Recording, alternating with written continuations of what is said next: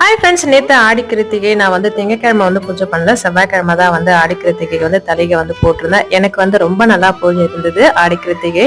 உங்களுக்கு எப்படி போச்சுன்றத சொல்லுங்க. நான் நேற்றே வந்து பாத்தீங்கன்னா நல்லா போச்சு, பூஜை எல்லாம் பண்ணி ஈவினிங் டைம் வந்து பாத்தீங்கன்னா ரொம்ப டென்ஷன் ஆயிடும். எனக்கே இல்லாத அதிசயமா நேற்று எடுத்த வீடியோ நேற்று நைட்டே வந்து எடிட் பண்ணி சரி அப்லோட் பண்ணிடலாம் அப்படின்றதாக வீடியோ வந்து எடிட் பண்ணி வாய்ஸ் ஓவர் கொடுத்து மியூசிக்லாம் போட்டு வீடியோ போட்டு எடுக்கிறோம். அதுக்கப்புறம் பாத்தீங்கன்னா வீடியோவே காணும். அவ்வளவு நேரம் உட்காந்து எடிட் பண்ணி வாய்ஸ் ஓவர் கொடுத்து போட்டு எடுக்கிறப்ப பாத்தீங்கன்னா எங்க போச்சுன்னே தெரியல. வீடியோ மறுபடியும் வந்து எடிட் பண்ணி மறுபடியும் வாய்ஸ் ஓவர் கொடுக்கறது நினைச்சாலே ரொம்ப டென்ஷன் ஆகுது. இதே டென்ஷனோட தான் இன்னைக்கு காலையிலுமே அப்படிதான் வந்து டென்ஷனா போயிட்டே இருந்தது.